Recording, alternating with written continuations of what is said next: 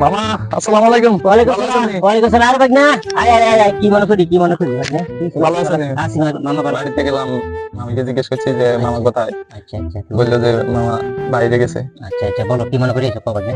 এখন আসছি, ব্যাপারটা হচ্ছে নানু তো মারা গেছে, নানাও মারা গেল, আচ্ছা এখন আম্মাও মারা গেছে।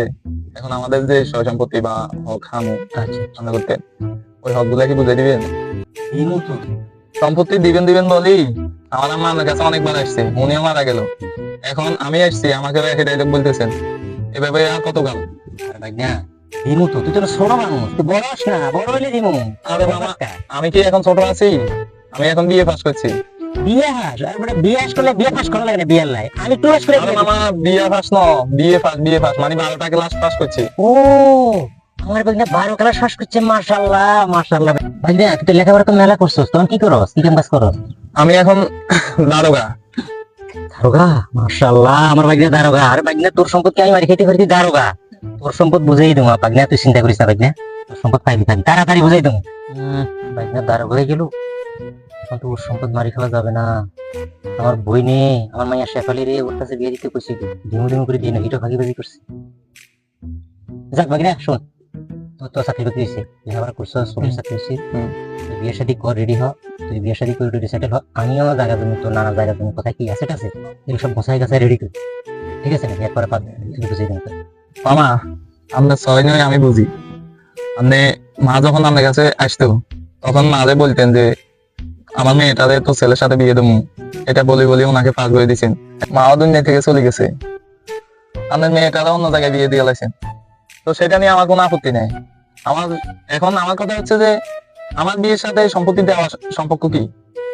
বাগনা তুই একটা ঝামেলা আছিস, আমি একটা ঝামেলা আছি, জায়গা জমি তো সাধারণ ব্যাপার না, কাগজপত্র ঝামেলা, নানা জায়গা করে তোর মা মরে গেছে, কাগজপত্র গোছাই তুই গোছ গাছ করি গোছাই গাছ তুই, তুই যে তাড়াতাড়ি অনেক কিছু হয়ে যাবে আমি জানতাম না বাগনা। ওই বেশটা মামা না মামা আমার সমান পড়া ভাবি, ওই নেই দিন দিন। মামা, আপনি কিরকম মানুষ আমি জানি, এরপর যেহেতু আপনি মামা মানুষ সময় চাইছেন, আমি আপনাকে 1 সপ্তাহ সময় দিছি। 1 সপ্তাহের ভিতরে জমির কাগজপাতি কি কি কাগজ গোছগাছ করা দরকার, যে সময়টা চাইছেন 1 সপ্তাহ, এই সময়ের ভিতরে কাগজপাতি সবগুলা গোলাই আচ্ছা আমার জন্য আমাদের বুঝাই দিবেন, আচ্ছা না হলে আমি আমার ব্যবস্থা করব। আচ্ছা ঠিক আছে মামা, আসি। ঠিক আছে, আসসালামু আলাইকুম। ওয়ালাইকুম আসসালাম। ঠিক আছে, আসি।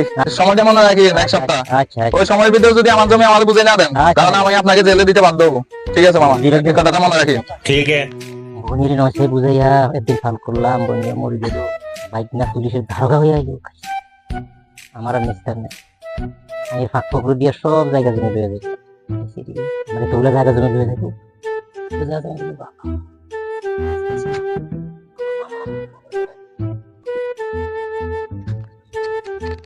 আরে মামা, দেখি তো মামা, এই যে মামাদের শুয়ে রয়েছে। মামা মামা रुको जरा, মামা, सबर करो। মামা কিসে? মামা মামা কিসে আপনি? আরে মামা, দুনিয়াতে আমার কেউ নাই, মামা মারা গেছে, বাবা মারা গেছে, এখন আপনি ছিলেন একমাত্র, এখন আপনি মারা গেলেন।